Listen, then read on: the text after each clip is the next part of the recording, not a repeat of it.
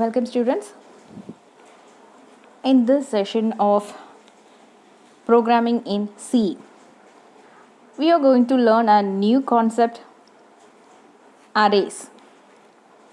So far, we have used the variables that are declared using fundamental data types such as int, float, etc., double or character, etc. So we know what are the fundamental data types and how to declare a variable as fundamental data types. We have used such variables in many of our programs, and we know these fundamental data types are very useful. Although these types are very useful, they can store only one value at any time. As we know, a variable can store only one value at a time. They can be used only to handle limited amounts of data. But there may be some situations, or in many applications we have to handle a large volume of data in terms of reading, processing and printing. So to process such large amount of data, we need some more powerful data type that facilitate some much more efficient storing or accessing of data items. C supports such data type called as derived data type. So we are learning about a derived data type array that can be used to store much more data. So what is an array? An array is a fixed size sequenced collection of elements of the same data type.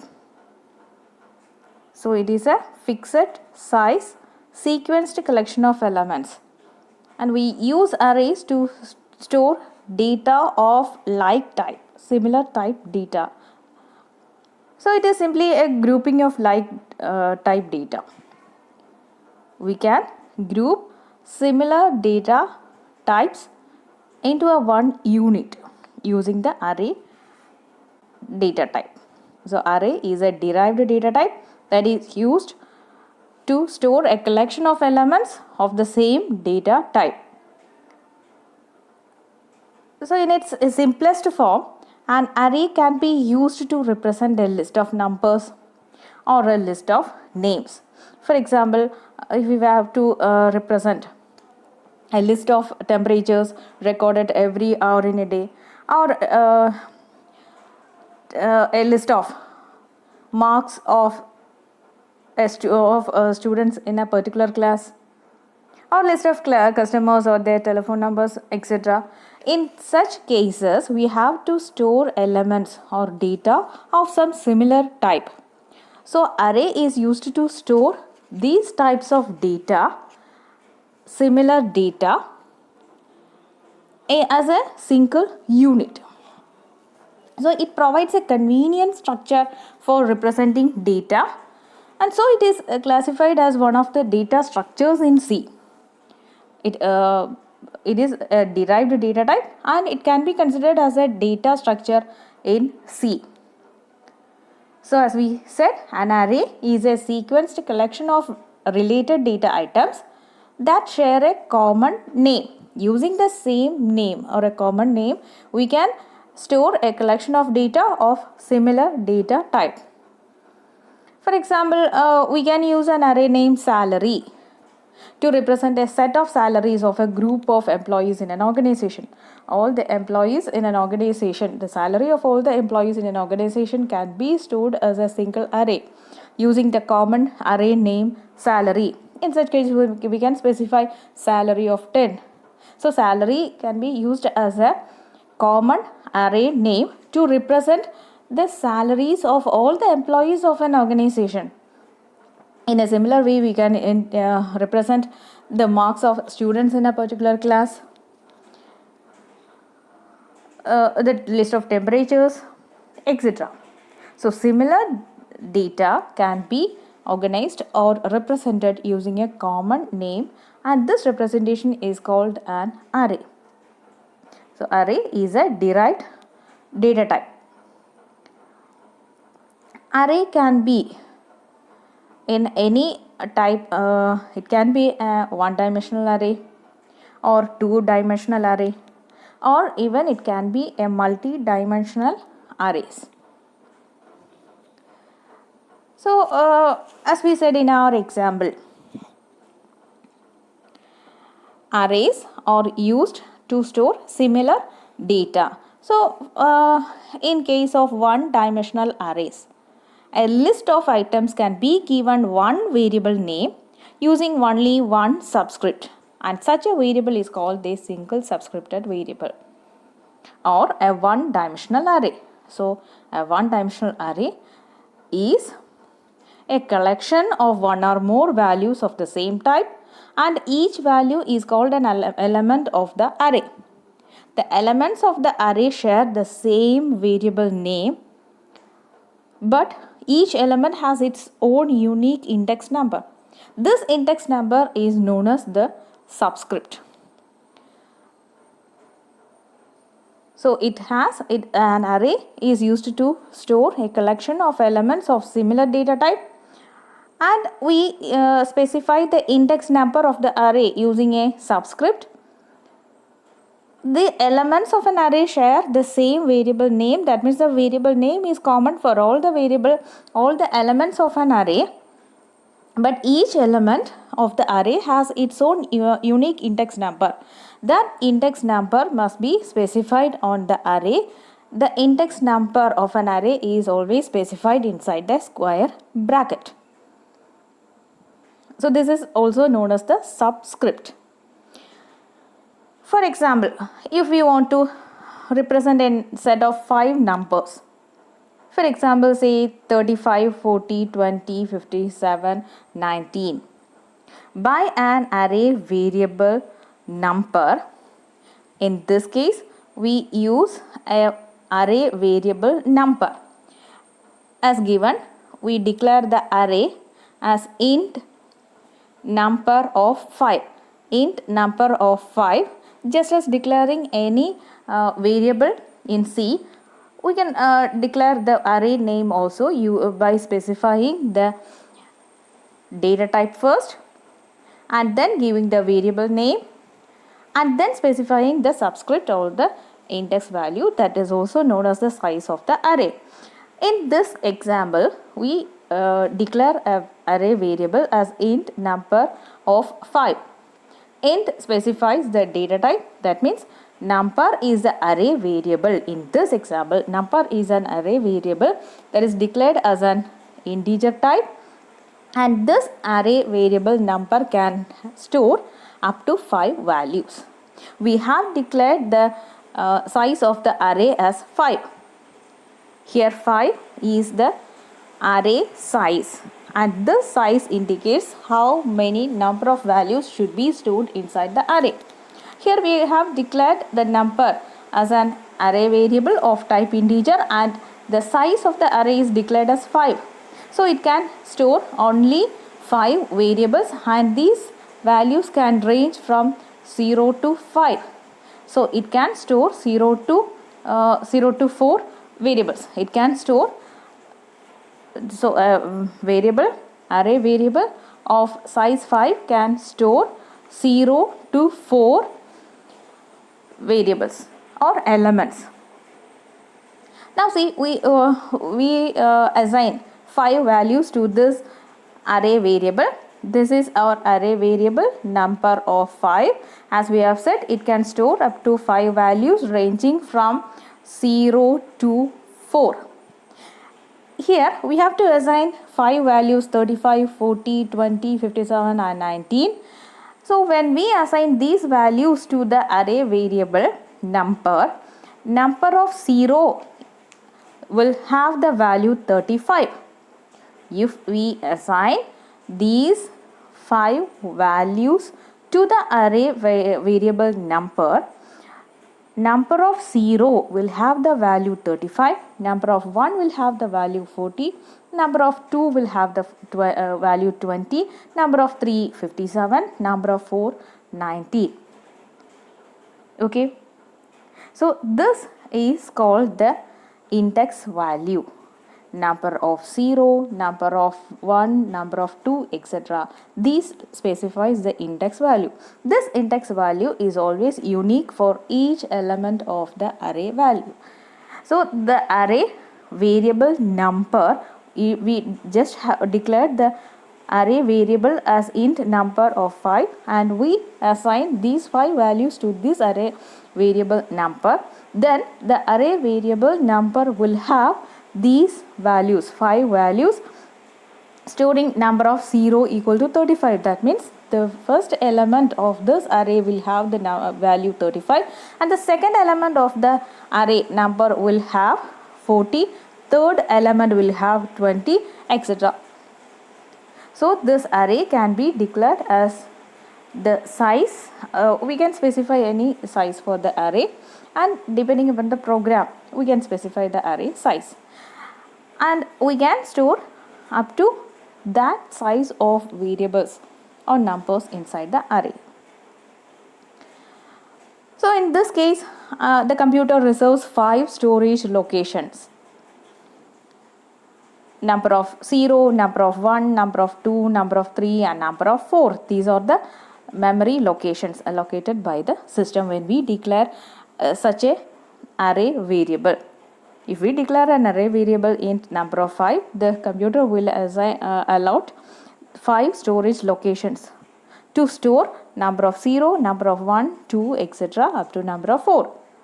The values to the array elements can be assigned as number of 0 equal to 35, number of 1 equal to 40, and so on.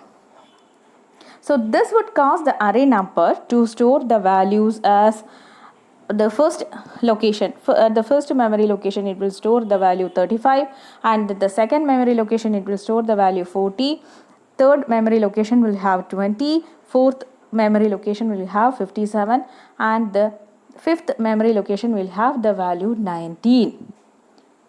So an array index starts with the index value 0. The index value for any array number will start with the value 0. So in this case, int number of 5 can store the values from 0 to 4. So the first index value would be 0. Number of 0 will have the value 35. And number of 1 will have the value 40, and so on. So the index number will end at number of 4. It can have 0 to 4 array values. Now, declaration of one-dimensional arrays. Like any other variable, arrays must be declared before they are used in any program, so that the compiler can allocate space for them in the memory. To allocate space for the array values in the memory, we have to declare it. At first, we have to declare before using the array in any program. So the general form of declaring an array is type, variable name of size. This is what we have learned in the earlier. Just as declaring any variable name in C programming, the declaration of the array variable is also same as that of any other variable. Type, that is the data type, and then the variable name, and inside the square bracket we have to specify the size of the array. As we have seen in the earlier example, in that we have declared int number of 5. In that 5 is the array size. So it can store the values ranging from 0 to 4 index values. So it can store up to 5 values. So this is specified using the size. So this is the general format of specifying an array variable, declaring an array variable. First we have to specify the data type. As we have declared in any variable, first declare the data type, and then it is followed by the variable name. The variable, after giving the variable name, size of the array should be specified within the square bracket. So the type specifies the type of the element that will be contained in the array. As we know, the type may be integer, float, char, etc. The data type specifies the type of the element that will be contained in the array. And size indicates the maximum number of elements that can be stored inside the array. Always the size is used to specify the maximum number of elements that can be stored inside an array. So in this case, see this example, int group of 10. In this example, int is the type. That means we use the integer data type group. Group is the array variable name of type integer, and we have specified the size of this array variable group as 10. That means this can store maximum of 10 integer constants. So when we declare an array of this type, for example, in this statement, group is an array variable that is of type integer, and we have declared the size of this array variable as 10. So this array group is an array that can contain a maximum of 10 integer constants. So exceeding the declared limits would not cause any error in array declaration. When we exceed the elements, storing the elements beyond the limit of the size, it necessarily doesn't cause any error, but it may lead to unpredictable program results. So we have to be careful to use the array elements as that given in the size value. Okay. The size should be either a numeric constant or a symbolic constant. That doesn't matter when we if we use a numeric constant or a symbolic constant to specify the size of the array. Next is the initialization of one-dimensional array. Now we have seen how to declare an array variable. Now initialization of one-dimensional array. After an array is declared, its elements must be initialized. So as we use in variable declaration, we declare a variable before using it in a program, and after declaring a variable we will assign a value to that variable in such a way. After an array is declared, its elements must be initialized. Array can be initialized at either of the two ways. First one is compile time array initialization, and the second one is the runtime array initialization. So we can initialize a declared array in any of the two ways, either at compile time or at runtime. So let's see what is compile time array initialization. We can initialize the elements of arrays in the same way as that we have done for ordinary variables when they are declared. That means if we declare a variable, we would specify the data type of the variable and then the variable name, and in the same statement itself we can assign values to that variables. We have done it in our earlier programs, and you know how to assign values or initialize a variable. In the same way, we can initialize the array variable also. So the general form of initialization of the array is type name. We should first specify the type, then the array name. So it can be any name, as we are giving a variable name. It can be similar to a variable name. Array names. So first we have to specify the data type of that array, then the array name, and then specify the size of the array. Then equal to symbol, and then inside the curly braces we can give the values for the array. This is as much same as giving the values of a variable assigning values to a variable or initializing the variable in any program. Just like that, we can initialize the array also. This is known as compile time initialization. Data type, specify the data type, then variable name, then specify the size of the array, then equal to, inside the curly braces we shall specify the values of the array elements. For example, int number of 3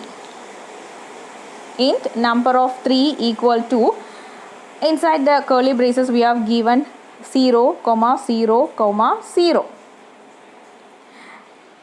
With this statement, when we give this statement in a program, it will declare the variable number as an array of size 3. Isn't it?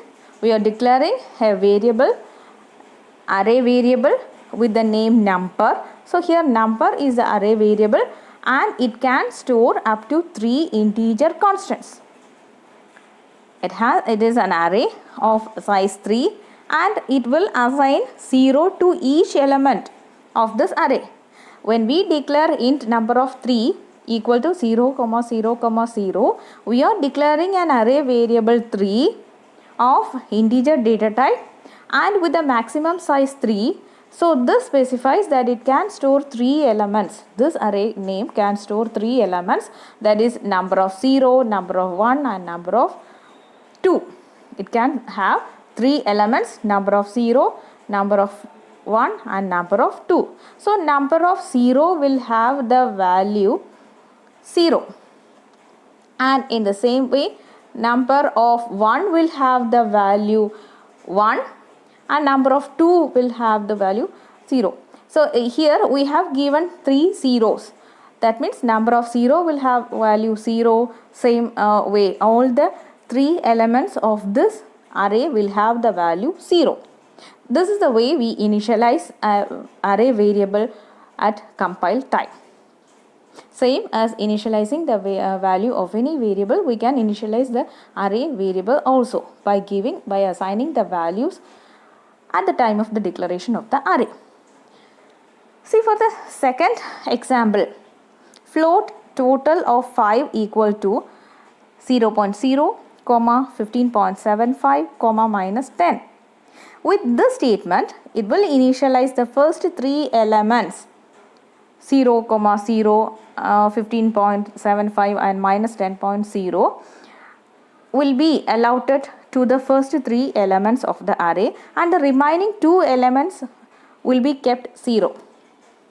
See, in this example we have declared the array variable as total with maximum size 5. This size specifies the maximum size of the array and we have just given 3 values as values for the array variables, that is 0.1. So the 0.1 will be allotted to total of 0. Total of 0 will have 0.0 value. Same way 15.75 will be stored in array 1, element 1, and element 2 will have the value minus 10. The other 2 elements, the remaining 2 elements, that is total of 3 and total of 4 will be kept 0. So the size may be omitted. In such cases, the compiler allocates enough space for all initialized elements. For example, with int counter of equal to 1, 1, 1, 1. If we declare such a statement, it will declare the counter array to contain 4 elements with initial values 1. So the size may be omitted while we declare an array. Let's see a program, example program as an example to initialize an array at compile time. We know first we have to include the header files and then inside the main function We declare a variable int I. Int I, we know, you are familiar with this. We are declaring a variable and then we are declaring an array. In this, the array name is array of. Array of is the array name. It is declared of type integer and we have not specified any size for this array. We are just assigning 3 values to the array. So the compiler will automatically allocate 3 storage spaces for this array. Even if we have not specified the correct size of the array, we are allotting 3 elements, 3 values for the arrays. So this array will have 3 elements with the values 2, 3 and 4. And when this statement is executed, the compiler will allocate 3 consequent memory locations for this array. Now, compile time array initialization. This is the compile time array initialization. For next, we are starting a loop for I equal to 3, I equal to 0, I less than 3, I plus plus. We have learned about the for loop. For loop contains 3 parts: initialization, condition checking and then incremental part. At first, it executes the initialization section and then it checks for the condition. Now for I equal to 0, I less than 3 and I plus plus, at first I value is 0. 0 is of course less than 3, the condition is true. Then as the condition is true, the statement given within the loop will be executed. What is the statement given inside the loop? Printf %d, array of I. We know %d indicates that the following, the second argument in that printf statement is an integer value. So the second argument in the printf statement, that is array of I, will be printed, will be displayed. What is the array of value of ARR, array of I? At first array value is 0. So ARR of I is equal to ARR of 0. That is the index value, first index value of the array. ARR of 0 means it indicates the first element in the array. So the first element in the array will be displayed. The first element in the array is 2. So array of I will be displayed. At first, when this statement is executed, array of 0 contains the value 2. So this 2 will be displayed. Then it is given inside the loop, so it will execute for the second time. When this loop executes the second time, it starts with the incrementation part. As we have learned in the for loop, after executing the program given inside the for loop, it then starts with incrementation of the for loop, that is I plus plus. The I value will be incremented with 1. Already our I value is 0. Now the I value will be incremented with 1. That is, now I will be equal to 1. When I is equal to 1, I less than 3 condition is true. 1 less than 3 condition is true. So the statement given inside the for loop will be executed once again. That is, array of I will again be executed. Now the value of array of I is array of 1. So array of 1 contains the value 3. So 3 will be displayed. Now again the loop, the control will be transferred to the for loop, the third part of the for loop, that is the incrementation part, I plus plus. Again I value will be incremented. At this time the index value will be 2. At array of 2 we have the value 4. We had given the value 4 for the array element 2. Now it will display the value 4. Okay, so when we execute this program, it will show the output 2, 3, 4. That is the value given at the compile time. So this is the example of compile time array initialization.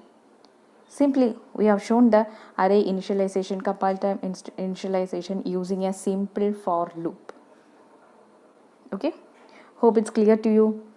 Now let's move on to the another type of array initialization, the second type of array initialization, that is the runtime array initialization. So an array can be explicitly initialized at runtime, and this approach is greatly utilized when we use arrays in our program. For example, int array of 4, and in this case we use scanf function to get the value of the variable, array variable. Okay, while initializing an array at runtime, we use the scanf statement to get the values of the array variable. Let's see an example for this too. We know the first two lines, including the header files, and inside the main function we have declared an array int arr of 4, int array of 4. So this array arr is our array variable of type integer, and the maximum size is given as 4, so it can store 4 values. Now we have declared another two variables of the same integer data type I and j, variable I and j of integer data type. Then printf enter array element. So this message will be printed when we execute the program. At first the user will have this message on the screen, enter array element. Now for I equal to 0, I less than 4, I plus plus, within the for loop we have initialized I value as 0, and we check whether I is less than 4. At first the condition is true because I value is 0, I is less than 4. So the statement given inside the for loop will be executed, that is scanf %d ampersand array of I. So this, the statement scanf, it is used to accept the value from the user through the keyboard. So with execution of this statement, the first value that is given by the user will be accepted, that is 20 in this case. So when user enters the value 20, it will be accepted by the program, and array of I will have the value 20. So the value that is given by the user will be assigned to array of I, that is array of 0. At first the value of array of I is 0. So it will assign the value 20 to the 20 as the array of I value. Same way the statement will be executed again, because when we increment the value of I, as you know, in while using a for statement, the third part of the for statement will be executed after executing the statement given inside the loop.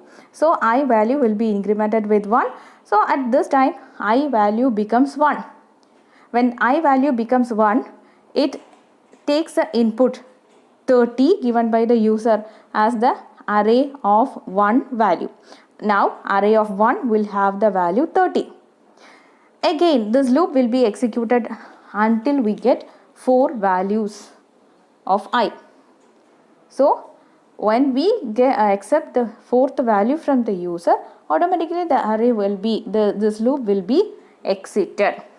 As the condition I less than or less than 4 condition becomes false, this statement will be exited, and then it will execute the next statement given outside the loop, that is printf value in array, that will be displayed in the screen. And again we start a loop for j equal to 0, j less than 4, j plus plus. Now at first j value equal to 0. Now the statement this statement will be executed printf %d array of j.